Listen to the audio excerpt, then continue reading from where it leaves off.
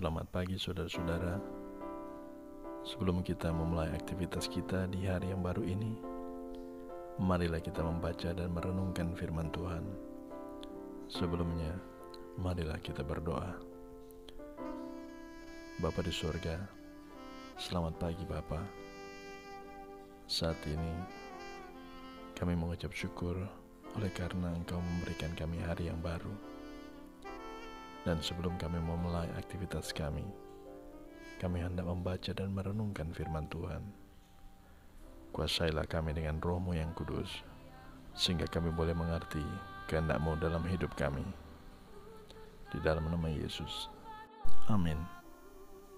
Pembacaan Alkitab kita terdapat di dalam 1 Korintus 9 ayat 20-22a.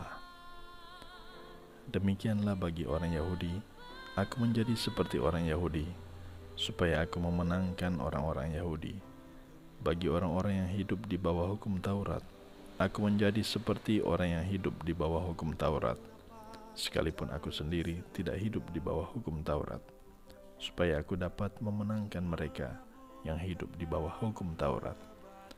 Bagi orang-orang yang tidak hidup di bawah hukum Taurat, aku menjadi seperti orang yang tidak hidup di bawah hukum Taurat, sekalipun aku tidak hidup di luar hukum Allah, karena aku hidup di bawah hukum Kristus, supaya aku dapat memenangkan mereka yang tidak hidup di bawah hukum Taurat.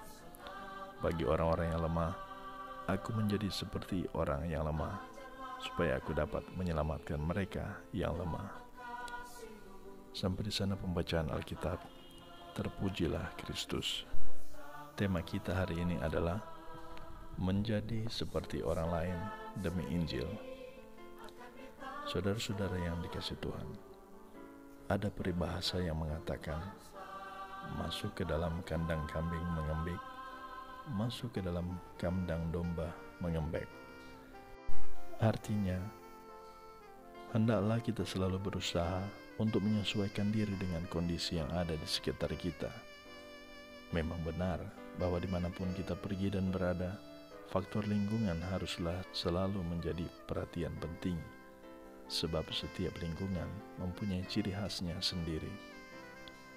Arti dari peribahasa itu memiliki makna yang sama dengan cara Rasul Paulus dalam menjalankan misi penginjilannya, baik kepada orang Yahudi maupun non-Yahudi yang tunduk pada hukum dan tidak tunduk pada hukum Taurat, dan pada siapapun di mana Injil itu disampaikan. Artinya, Paulus berusaha menyesuaikan dirinya dengan konteks, cara, atau kebiasaan di mana seseorang atau sekelompok orang yang ia jumpai. Dalam hal ini, tentunya Paulus tidak kehilangan jati dirinya sebagai hamba Kristus ketika ia menyatu dengan berbagai kelompok orang tersebut. Firman Tuhan hari ini mau mengingatkan kita bahwa dalam hal melayani, tidak boleh membeda-bedakan orang, status dan tempat pelayanan.